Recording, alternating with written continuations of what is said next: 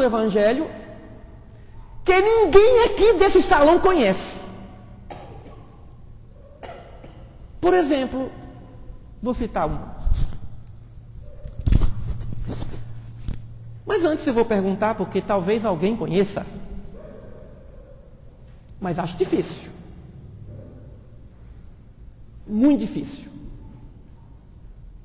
Só os estudiosos do Evangelho conhecem. Como nossa cultura não é de estudo do Evangelho, eu garanto que todas as perguntas do Livro dos Espíritos aqui, todos nós conhecemos, mas o Evangelho não. Puxão de orelha, hein? Mas eu já fui puxado também. Depois que Jesus foi crucificado,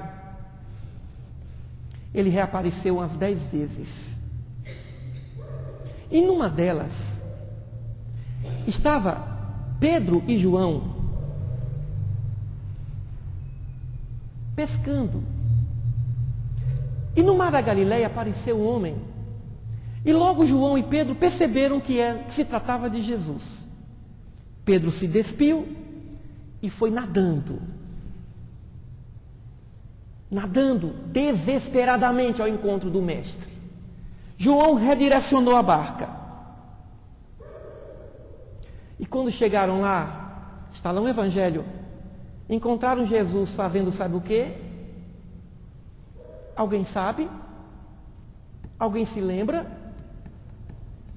Alguém se lembra o que eles encontraram Jesus fazendo o quê? Então acabo de provar a minha tese. Não. Eu acabei de provar a minha tese, não acabei? Não disse que eu citaria uma passagem do Evangelho que os senhores não saberiam? Sabe o que ele estava fazendo?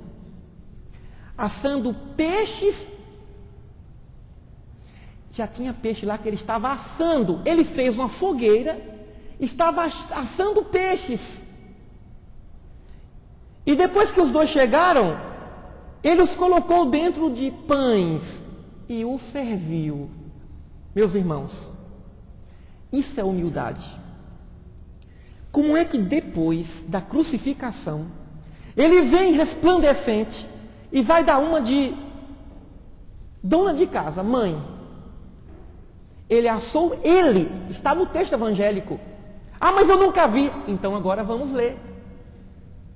Ele estava assando peixes, colocou os peixes dentro do pão e serviu. Deu de comer para os seus discípulos. Agora essa outra passagem vocês conhecem. E depois de alguma conversa ele disse a Pedro: Simão, tu me amas? Eu te amo, Senhor. Apacenta minhas ovelhas. Simão Bar-Jonas, tu me amas? Eu te amo, Senhor. Apacenta minhas ovelhas. Simão, tu me amas? Senhor, Senhor, não sei mais nem o que dizer. O Senhor sabe tudo. Apacenta minhas ovelhas. Essa passagem vocês conhecem. Mas não porque leram, mas porque ouviram. Mas vocês não souberam que antes dele puxar a orelha de Pedro, ele deu de que comer. Essa passagem vocês não conheciam. Até escrever o livro dos Evangelhos, eu também não sabia, com 25 anos de doutrina espírita. Eu só aprendi depois que eu fui trabalhar naquele livro. Sabem por quê? Porque eu não fui treinado para isso. Eu não fui educado para isso. Eu entrei no Espiritismo, alguém me dizendo que a Bíblia é uma coisa ultrapassada. O negócio agora é Kardec. Não é assim. Não, Bíblia não. A Bíblia é a fonte de sabedoria para nós, da cultura judaica cristã. E os 4 evangelhos é de fundamental importância para o estudo do espírita. E não tem somente essa passagem não. Existem inúmeras passagens. Nós as conhecemos mais, as que estão no Evangelho segundo o Espiritismo.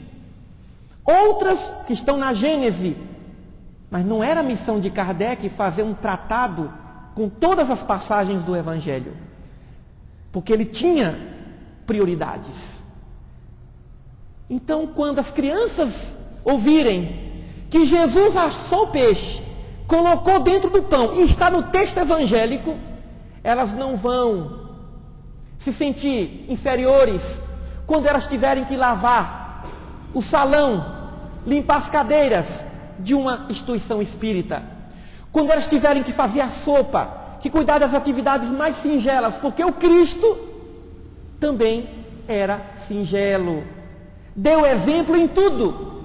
Meus irmãos, a vida de Jesus é muito mais importante do que os seus ensinamentos.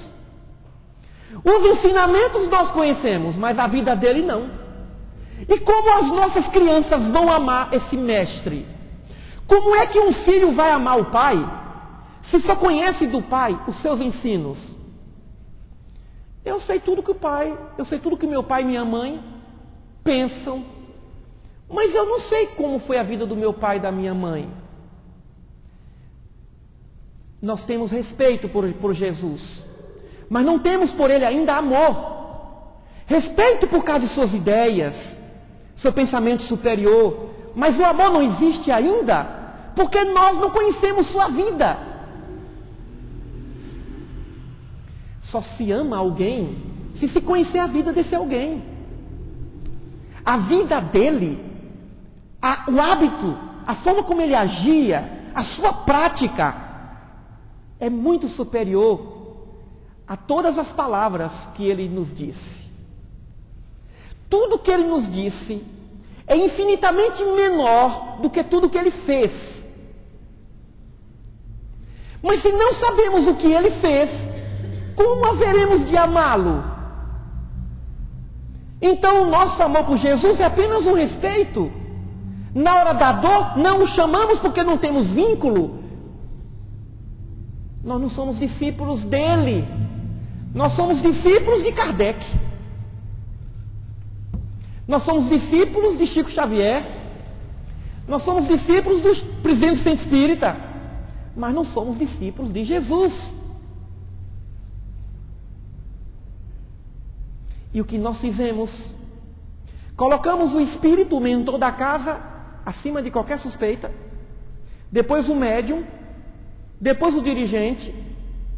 Depois Kardec. Depois as obras. Depois, por último, Jesus. E por último, então, é Deus. Deus nem aparece ali na escala dos valores. Nem se pensa